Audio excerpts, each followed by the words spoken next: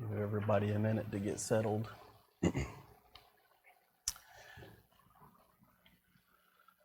We've averaged a chapter a week. We've covered a little more, a little less, depending on the week, but we're on a chapter a week pace, which is what we need to get through all 12 chapters. We did an intro the first week, but I learned this afternoon that I'm getting shorted one. You're going to get a report from Brother Bynum on February 7th, I think it was. So that'll be good, but it does give us one less class to cover the rest of the book. So we're going to spend all of our time tonight, I think, in chapter 6. So we'll have to make up some ground as we go along, and I think we'll be able to do that just fine. But if you would, bow with me in a word of prayer as we start.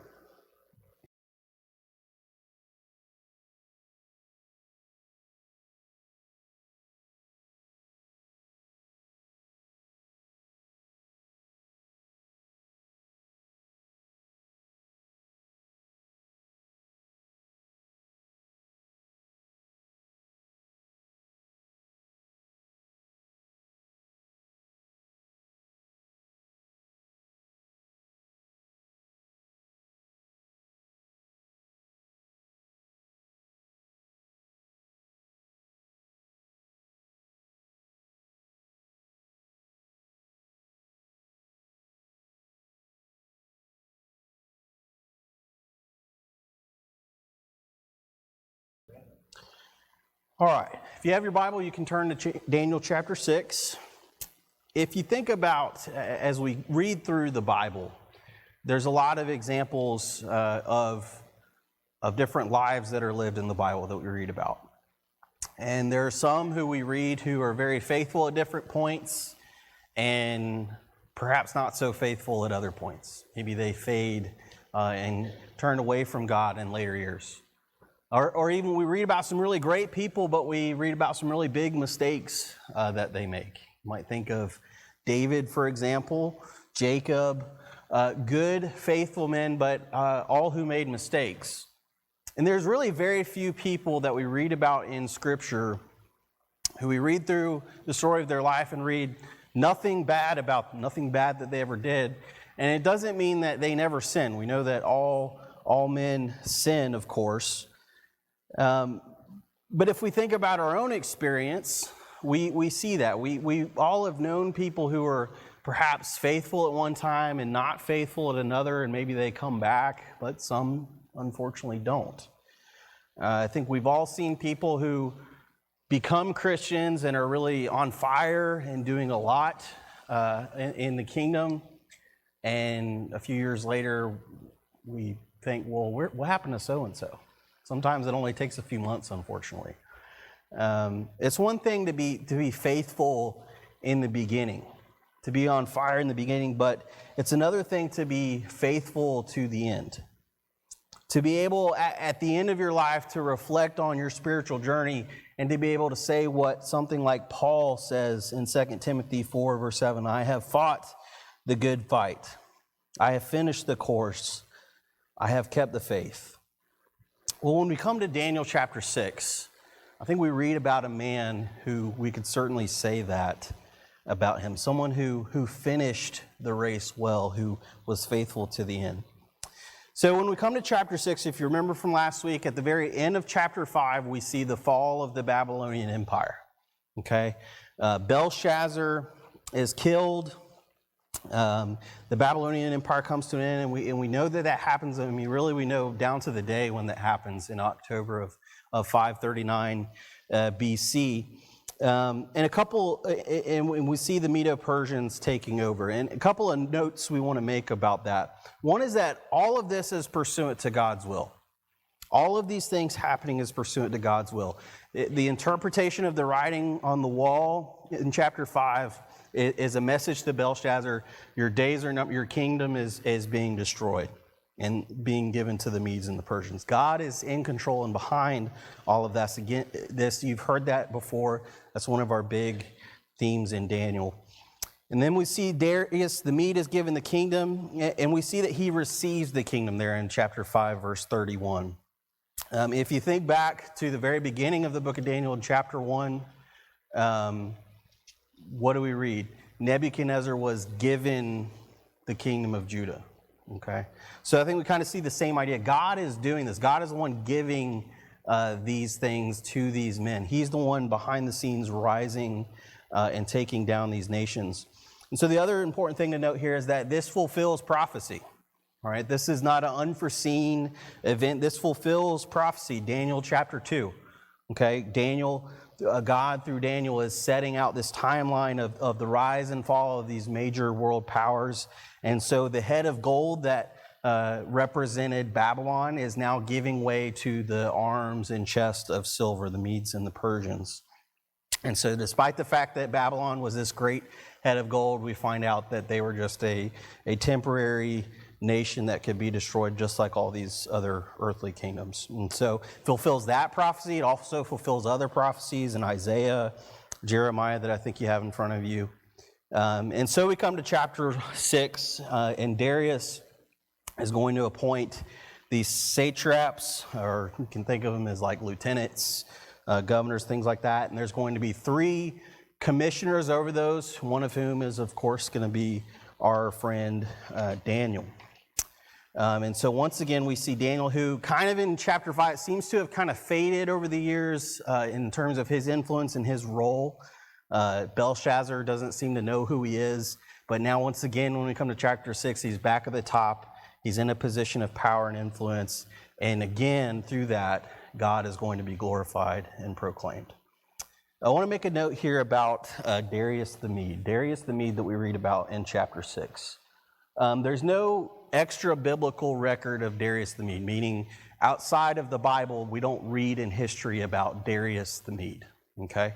There's a couple of options for who that may be. Some suggest that it's another name or term used for Cyrus, who's considered the first ruler of this unified Medo-Persian empire. And so Darius the Mede is just another name for him. Some suggest he's a regent or a ruler that's put in place in Babylon by Cyrus to rule for a time. And some actually specifically point to a man named Gubaru, who had a role in the overthrow of Babylon and eventually did become we know from secular history, a governor in Babylon. So some people would say that Darius the Mede is that person. But the other option is that he's just someone who we don't read about elsewhere in history, and that this is who he is, just Darius the Mede, someone we haven't seen elsewhere. But remember, that was the case we said last week about Belshazzar. There was a time where people said, well, hold on, we don't know who Belshazzar is. And then lo and behold, what do we find out? There's archaeological records which refer to Belshazzar. And so now everybody has to acknowledge that there was Belshazzar and confirms the biblical account. There is later going to be a Darius the Great, who's a Medo-Persian king.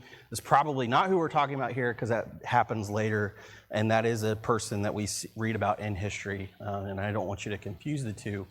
But, so I can't tell you exactly who this is. All right, I can't point to another account outside of the Bible and say who this is, but I take the Bible for what it is, and that's Darius the Mede, who's ruling in the region at the time. All right, so if we think about the rest of chapter 6, an easy way to think about it and kind of outline what's going on in chapter 6 is to think of 5 Ds. All right, Daniel is distinguished. Daniel is despised in response. We see Daniel is devoted in the story. Daniel is dumped into the lion's den, but then ultimately Daniel is delivered. All right, so let's talk about the fact that Daniel was distinguished. So Darius, as we said, appoints these 120 satraps, 3 commissioners, one of them being Daniel. And the point is so that Darius would suffer no loss. And so these men are put into position because one man cannot rule an entire kingdom and take care of both the big picture things that are going on and take care of the wars that are being waged, and then take care of the, collecting the taxes and all the ongoing day-to-day things. So it's necessary to have these people in place so that you can make sure all the things that are being done that need to be done are taken care of. So Daniel's one of these men. And you can imagine this type of position would lend itself to a lot of temptation, right? corruption, stealing from the king, bribery, all different kinds of things. And yet, what do we see again? Daniel stands out. He has this extraordinary spirit. And so just as he rose in the Babylonian government, he's now rising in this new government system. But what we see in this story is that Daniel's faith and character were unchanged regardless of his circumstances. Think about all that he's been through, all right? And remember, Daniel is not a young boy anymore, all right? Some 60, 70 years have passed at this point, quite a bit of time. He is, no offense, what we would call an older man, all right? He's seen a lot, he's been through a lot. And so maybe he dresses like a Babylonian now. Maybe his accent is a little bit different. Maybe he uses some Babylonian phrases. There's probably some changes that you would see if you look at Daniel, but his faith and his character have not changed. He still has faith in the Most High God. He's still the same person that we read about in chapter 1 who made up his mind that he would not defile himself there in chapter 1, verse 8. And it really all goes back to that. Because we talked about it in chapter 1. He wasn't just flying by the seat of his pants. He wasn't just making decisions to do right or wrong in the moment. Those decisions happened beforehand. He made up his mind that he was going to do right no matter what circumstances he went through. And so I think we see that throughout his life, through these 70 some odd years, that's what he's done. He's done that throughout his life. And we see that whether he's in the valley, whether he's being led like cattle into exile, whether he's on top, whether he's a ruler, God has been at the center of his life. If you think about it, would you agree that for most of us, or a lot of us, that our circumstances have a lot to do with our faith? Yeah. If you think about it from the standpoint of suffering, for some, suffering causes us to cling to God. It causes us to hold on really tightly. That's when we need God the most. For some people, it has the opposite reaction. Some people look at suffering and they say, there is no God. Or if there is a God, he's not very loving. He wouldn't make me go through this. If you think about success, sometimes it causes people to thank God and glorify God for the things they have. But for other people, it causes them to forget God. I don't need God, I've got all this. Or at the very least, it's something that keeps them from wholeheartedly serving God. You think about the example of the rich young ruler. He was, by Jesus' own words, a good man. And yet, the one thing he lacked was that he didn't give his life fully to God, and it was his riches that were his circumstances, being a rich man, kept him from doing that. But if you think about Daniel, that's not the case. Whether he's on the mountaintop or in the valley, he's consistently faithful. And so whether he's being hammered by the foreign culture, the pagan rituals and things like that, he's faithful. Whether he's away from home, away from family, away from the accountability of Jerusalem, he's still faithful. Whether he's given power and riches and he's made ruler in one of the most powerful kingdoms the world has seen, he's still faithful. It doesn't matter if the accountability of his parents are not right in front of him, he's still ultimately accountable to God, right? And so we see him faithful throughout his life. Even when he fades into obscurity, when he comes out of nowhere in chapter 5, we see he still is faithful to God, and he's still faithful now that he's back on the mountaintop. What I think we also see here is that Daniel's faith affected everything that he did. Verse 3, it says, "Then Daniel began distinguishing himself among the commissioners and satraps, because he possessed an extraordinary spirit, and the king intended to appoint him over the entire kingdom." So even among these three of the best, he's the best of those. Then the commissioners and satraps began trying to find a ground of accusation against Daniel regarding government affairs, but they could find no ground of accusation or evidence of corruption, because he was trustworthy and no negligence or corruption was to be found in him. Daniel's faith didn't just impact the time he spent one-on-one with God. It didn't just affect his devotion in his personal life. We're going to see that it certainly did affect that. But that wasn't the extent of where Daniel's faith took him. Because we see in every aspect of his life, in his job, his occupation, Daniel distinguished himself. So he was trustworthy as a result. There was no negligence that could be found in how he carried out whatever responsibilities he had. There was nothing corrupt or dishonest in anything that he did. Again, why is Darius appointing these men? So that he doesn't suffer loss, so that he can not have to worry about every little thing. And Daniel is exactly the type of person you need, the exact person you can put in place and not have to worry about what's yours being taken care of. Daniel is exactly the type of person you want in that role. If you think about, if you're an employer, would you want an employee like Daniel? I mean, if you list off the number one things you're looking for as an employee: trustworthy, not going to be negligent in carrying out responsibilities, not corrupt in anything they're going to do. As an attorney who represents a government organization, if every person that worked for the government was Daniel, I wouldn't really have a whole lot to do, I don't think. If they were never negligent, that's most of what I deal with, is all the negligence. If there's never anything untoward that's being done, how great would that be if we all worked that way? That's the perfect employee. And so he's so good, his character is so consistently upright that no matter how hard they look, they're looking for something, some little chink in the armor, and yet there's nothing. If you think about Colossians 3:17, that's a passage that I think many of us are familiar with. Whatever you do in word or deed, do everything in the name of the Lord Jesus, giving thanks through him to God the Father. Daniel's really the embodiment of that. Everything that he did, his faith affected everything that he did. And so how many of us truly do that? How many of us live up to that standard when we get up in the morning and we are on our way to work? How many of us go in there thinking, everything I do, I'm going to do it as if God is my boss, as if God is looking over my shoulder? How is Jered doing this? How is he going about the things that he does? And I think we're either not mindful of that, or we just kind of lose sight of it. If we were that way, would we cut corners? Would we waste time? Would we talk about people behind their backs, be upset with our boss because we were treated unfairly? I don't think we see that with Daniel, because Daniel knew that he wasn't working for Darius, just as he wasn't working for Belshazzar, he wasn't working for Nebuchadnezzar, he was working for God.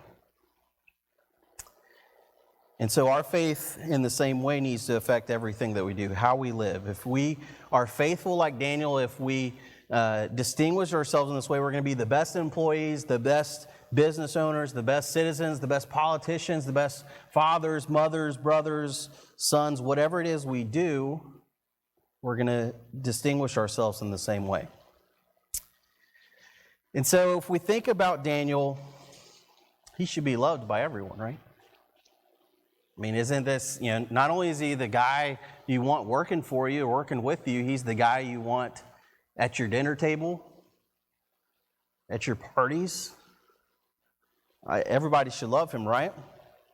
Darius seems to love him, to want him.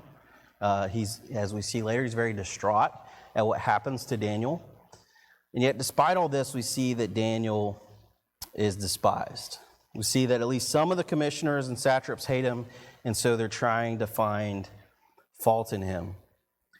I would suggest, though, that this is more than just some petty guys trying to get back at somebody they don't like. I think this is kind of a behind-the-scenes spiritual assault on Daniel. Anybody ever read the Screw Tape Letters? Familiar with that? It's a book, I guess you'd call it a book, written by C.S. Lewis. And it's a fictional work, and it's the idea that you have a senior demon, one of Satan's demons, writing to an apprentice demon. So you've got this demon who's experienced at tempting Christians and non-Christians, and how to get them to lead them into sin. And so you have this experienced demon who's got this apprentice, and he's giving him suggestions on how the human that he's assigned to, how he can get them to trip up, how he can cause them to stumble. And of course, that's fictional. But you read about it, and this senior demon's given all these ways. Well, have you tried this? Have you tried that? And that's, of course, fictional, but I can't help but think about how behind the scenes Satan and his minions must have been trying to do the same thing with Daniel. Scrambling to try to get him to compromise, just to mess up. Okay, so we tried the brainwashing program. We hit him with all this paganism. Well, that didn't work. Well, we tried the wine, the good food, all this. That didn't work, okay. Well, he's been in exile. He's been kind of a slave. Well, let's give him a lot of success. Let's make him powerful. Let's give him all kinds of temptation and see if that works. Okay, no, that didn't work. Well, let's let him fade back into obscurity. That doesn't work, and so now we're going to try this again. But whether that's how things work or not, we don't know. But what we do know is that there is a spiritual struggle behind the scenes, that Satan is actively, like a roaring lion, as Peter writes, trying to take us down. And I can't help but think, if when we come to the life of Daniel, is there anyone more that they would have desired to take down? Because look at the influence Daniel has had. Ephesians 6:12, Paul writes, "For our struggle is not against flesh and blood, but against the rulers, against the powers, against the world forces of this darkness, against the spiritual forces of wickedness in the heavenly places." And so we've talked a lot about how God is behind the scenes carrying out his purpose, but so also is the devil behind the scenes working to try to cause us to turn away from God. And so I think that's certainly in play here. But what I want us to think about before we kind of go away from this idea of Daniel and his faith is the idea that the people of the world are watching you. They're watching us. Living the way that we say Daniel did, that we see Daniel living, is important because people are looking at the people of God and they're forming opinions about who God is, about who Christ is. So let's think for a moment, if Daniel wasn't faithful, let's say he did compromise, he took a bribe here and there, he was prideful about his position, he was dishonest here and there, would that change anything about who God is? No. It wouldn't change anything about who God is. Would it change how they saw Daniel and how they saw what they thought of who God was? Yeah.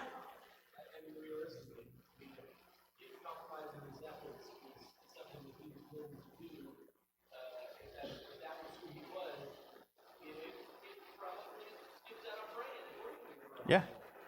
He'd take 30 days off, right? Yeah. But that would form a lot different opinions in the minds of these other people who are looking at Daniel. If they look at Daniel's life and they say, oh, well, you're a dirty cheat just like the rest of us. There must be no difference in the God you serve from the ones we serve. And so, right or wrong, I think the vast majority of people in the world are not picking up this book to learn about who God is. They're looking at you and they're looking at me.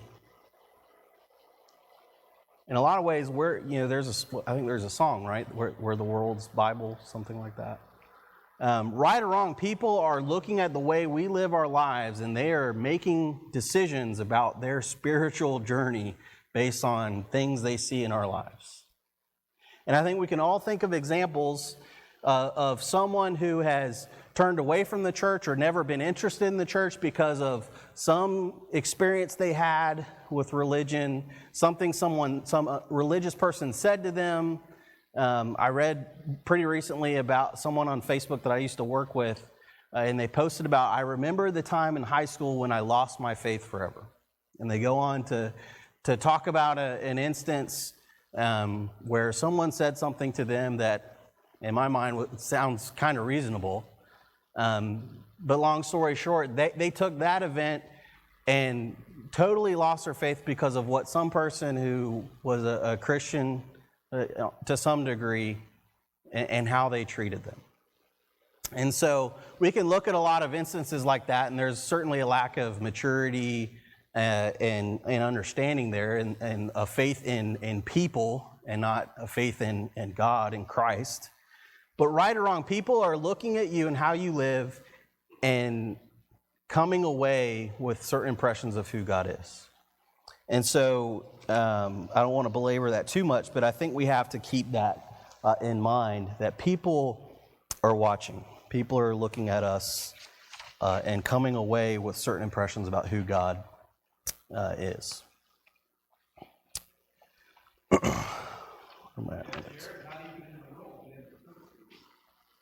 Sure. Yeah, I mean, it affects both people outside the church and people inside the church. People have not just not come to church, but have left the church over things like this. And it may be right or wrong. But it's just something that I think we have to keep in mind and consider.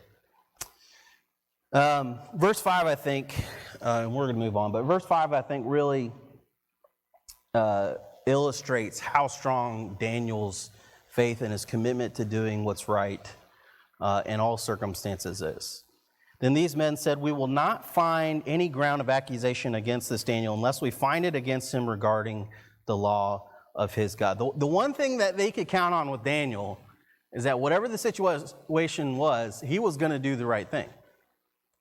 So the only way we can get him to do something wrong is if we make it a crime for him to do the right thing and to serve his one true God. And so that's exactly what they set out to do. As we continue reading, I'm not going to read through all this for sake of time. I'm going to rely on you having read this. But the other satraps come up with a plan, and they approach Darius with this law, and they go about it dishonestly, right? I mean, they're of course presenting this as something that's going to be good for Darius, good for the kingdom.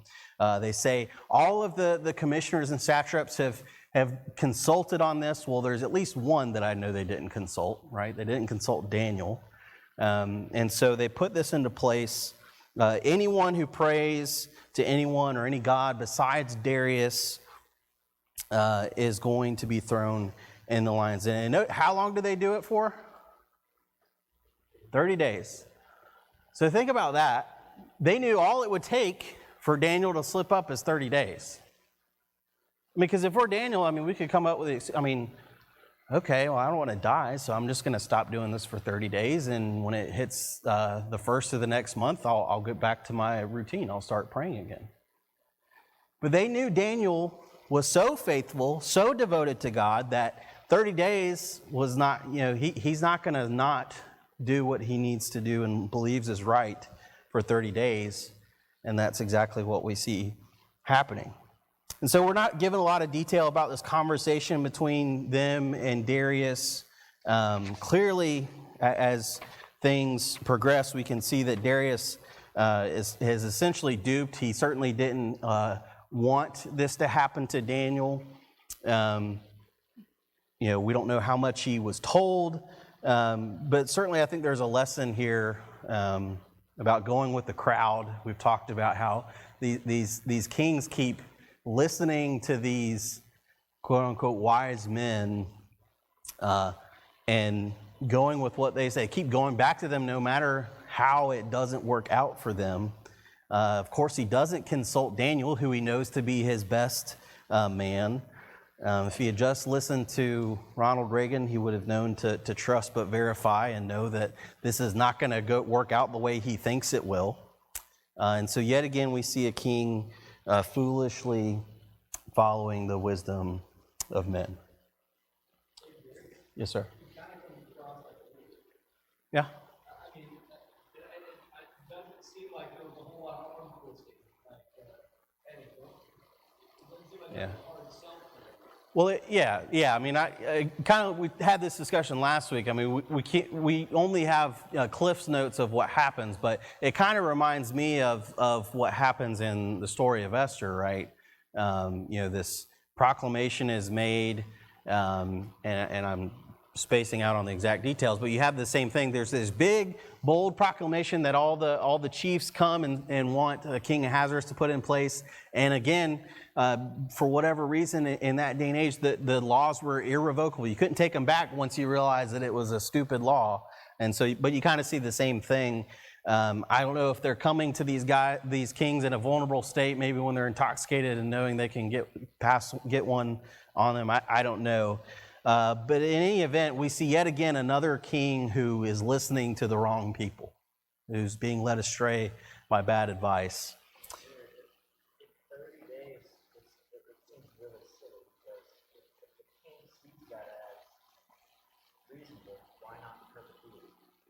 Yeah. 30 days focus. Don't pray anyone except you're going 30 days, but then go back to not. Yeah, and I don't know if it was viewed as just kind of like a period of focus on praying only to the king. I mean, obviously they had festivals and periods where they focused on certain things. So I don't know if it was kind of like that. I don't know. Right. Like, yeah, if I'm king and I agree with this, Yeah. this guy in perpetuity. Yeah. 30 days. Right. Yep. Yeah.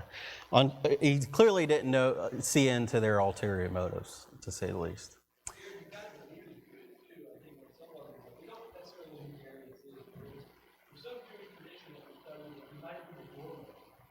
Mm-hmm.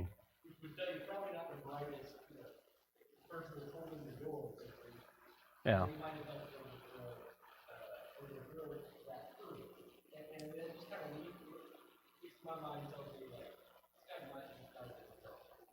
Yeah, very possible. All right, so Daniel hears about all this, and what do we see with Daniel? A big panic reaction? No, it's business as usual. Nothing really changes with Daniel. I mean, Daniel finds himself in a crisis. I mean, if he does what he normally does, he's likely going to die. If he doesn't, he's compromising his faith, this life of faith that he's led, this consistent path he's been on. And so, of course, we see him devoting himself to the Lord as he's done each day in prayer, even though it's going to mean death. We know his practice was to pray 3 times daily. He's, again, the same guy, whether times are good or whether he finds himself in a crisis. We can certainly take from this the idea that Daniel had a daily habit of constant prayer. When we think about habits, I think we often think about what types of things? Bad ones. At least I do. I normally think of a habit, some kind of bad habit that I need to kick, right? I don't always go to the good habits I may have or that others may have. But you can form a good habit just as you can form a bad habit. And clearly we see a holy habit with Daniel. Unfortunately, for a lot of people, we don't work to form good habits because if you don't have good habits, as soon as something becomes inconvenient, or in this case, risk death, what are you going to do? You're not going to do whatever it is. It becomes very easy to give up something if it's not a habit, if it's not a part of who you are, a part of your life. And so if we don't have a habit of prayer or reading or attending services, things like that, as soon as it's inconvenient, it's very easy to not do whatever it is. But not so with Daniel. We see that he's devoted, and so his response to hearing about this is to continue doing the very thing that's going to risk his death. So we see Daniel's devoted, and as a result, Daniel, unfortunately, is dumped in the lion's den. Now, keep in mind, I think we often... Yes, sir. Also, I don't think that he purposely did what he always did, and that the windows are always open. Yeah. When you get into the floor and whole thing goes down. I don't think this was a purposely. I Mm-hmm. opened my windows and showed him the sign. He just did what he always did. Right, good point. Yeah, I don't think we should take from this, we see him praying in an open window. I don't think we should take from this that he's praying on the street corners, as we might say, or as we see references to elsewhere. I think the emphasis there is that was his normal practice. And he's up on a roof. It's not like he's, again, on a street corner. These men seem to have kind of worked their way to a point where they could get into this private setting and see what was going on. Daniel is not reacting to crisis. It's just revealing who he is in this crisis. And so Daniel is dumped in the lion's den. Again, Daniel's not a young boy, as you might see depicted, sitting in the lion's den and with the lion smiling.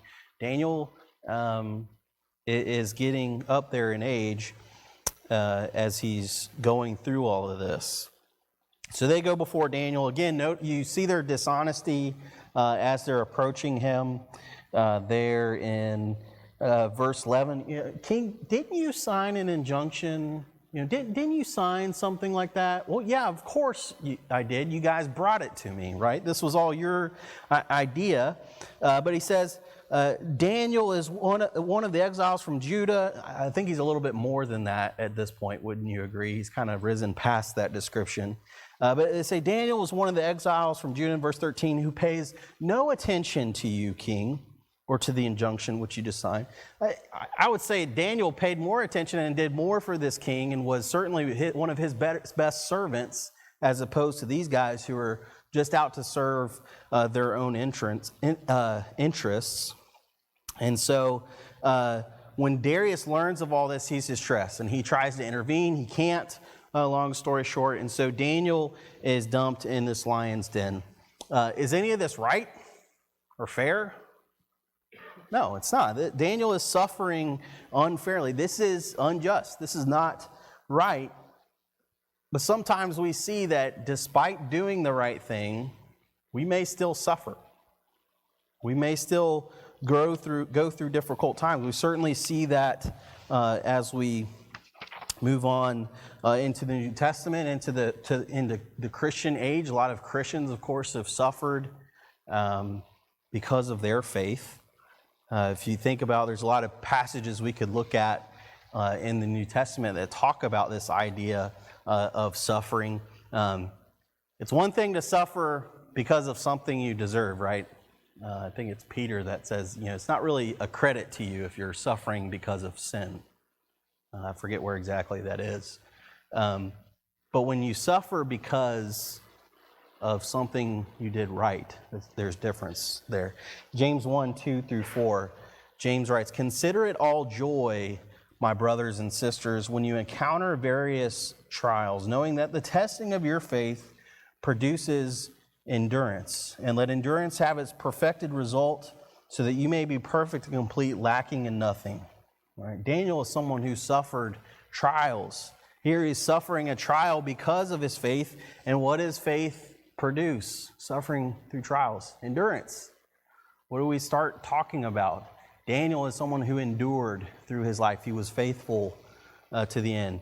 And so this is certainly unfair, but as we're going to see in just a moment, that unfairness is going to be corrected. It's going to be rectified. We know that all unfairness that may happen, it may not be righted in this life, but we know that one day there's going to be a judgment in which God is going to deal justly with each of us. And so the ultimate outcome of the story, Daniel is delivered in verse 16. So a stone is placed over the mouth of the den.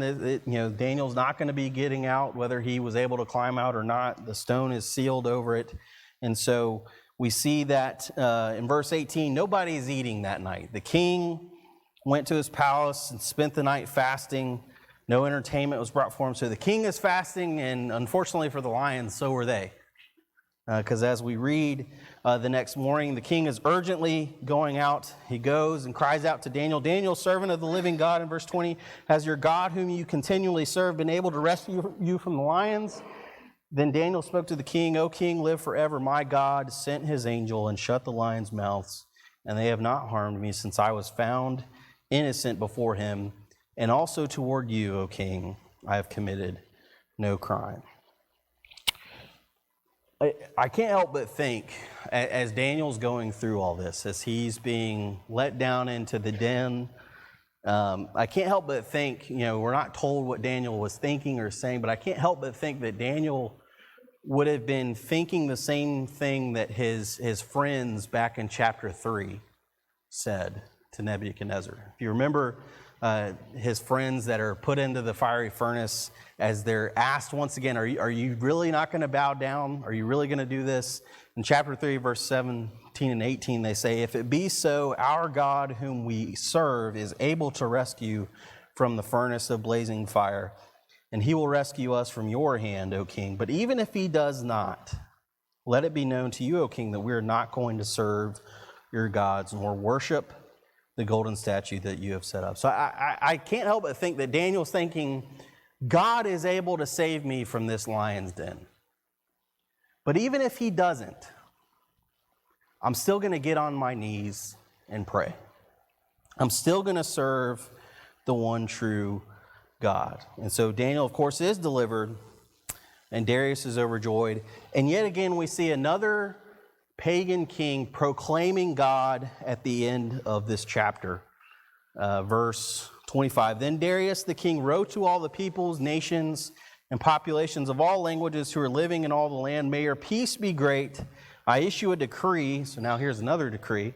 I issue a decree that in all the realm of my kingdom, people are to tremble and fear before the God of Daniel. For he is the living God and enduring forever. And his kingdom is one which will not be destroyed. And his dominion will be forever. He rescues, saves, and performs signs and miracles in heaven and on earth. He who has also rescued Daniel from the power of the lions. So a lot of that should sound really familiar, right? A lot of those same things that Nebuchadnezzar learned throughout his reign. God lives. He is the living God, enduring forever.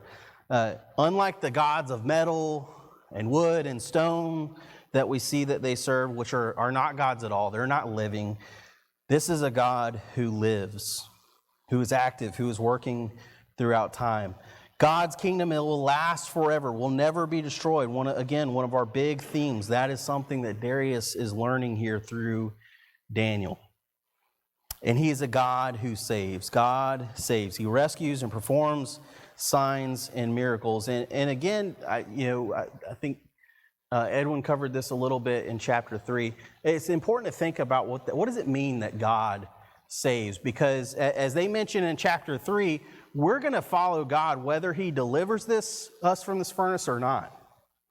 And I would suggest to you that just like with them, even if Daniel was eaten by those lions, God would have saved him. God would deliver him. Our takeaway should not be, as long as we're faithful, nothing harmful is ever going to happen to us. We're always going to be saved from whatever harm is going to happen to us. Because if that's the case, we'll tell that to Stephen in the book of Acts. Tell that to all the apostles who were killed because of their faith. Were they not saved? Absolutely. God saved Daniel in a spiritual sense. God would have saved him no matter what, because God offers spiritual salvation, eternal life. Daniel's able to deal with the unfairness of all this because it doesn't matter ultimately what happened to him in this life, because he knew that he had something much better than any of the things any king could offer him. Look over in 1 Peter, we'll wrap up here. 1 Peter 1, 3 through 9. So we read a little bit from James earlier. James is writing to Christians who are going through trials. Clearly, you don't say, consider it joy when you suffer, to people who aren't suffering. Peter also is writing to people who are going through trials. And many of you know all the things that the early church suffered through under the Roman Empire. But 1 Peter 1, verse 3, blessed be the God and Father of our Lord Jesus Christ, who according to his great mercy has caused us to be born again to a living hope through the resurrection of Jesus Christ from the dead, to obtain an inheritance which is imperishable, undefiled, and will not fade away, reserved in heaven for you, who are protected by the power of God through faith for salvation ready to be revealed in the last time. In this you greatly rejoice, even now for a little while, if necessary, you have been distressed by various trials, so that the proof of your faith, being more precious than gold, which perishes though tested by fire, may be found to result in praise, glory, and honor at the revelation of Jesus Christ. And though you have not seen him, you love him. And though you do not see him now, but believe in him, you greatly rejoice with joy inexpressible and full of glory, obtaining as the outcome of your faith the salvation of your souls. So how do you get on your knees and pray knowing that you're going to be in a lion's den as a result? How do you stare down Nebuchadnezzar and say, I'm not bowing down to any statue? You can crank that furnace up as high as you want. Because God's going to save us no matter what. It's hope in this salvation. Salvation of your soul that led to Daniel living and doing what we see him doing in chapter 6. So that's the end. It's not the end of our class, of course. We got 6 more chapters, and buckle up for those. But that's really the end of the story of Daniel. That's the end of the narrative. All we're left with at the end is that Daniel continued in success. But that's going to be the end of it. Yes, sir.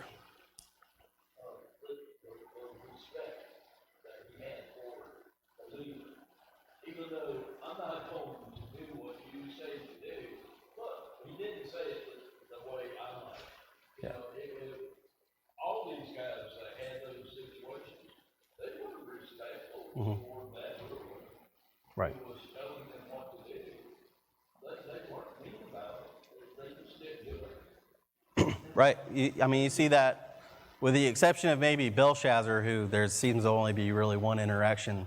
Nebuchadnezzar and Darius both seem to have an affection for Daniel. And it's not because he was hammering Nebuchadnezzar over the head or Darius. It's because I think Daniel cared about it. Daniel wanted them to come to know and to love and to serve the same God that he did. Appreciate your time. We're out of time. Go ahead and read chapter 7. And you may find it helpful to go back and read chapter 2 as well, because as I've said before, we're going to kind of recap chapter 2 because it connects with chapter 7 as well, and there were some more things we needed to say. But appreciate your comments.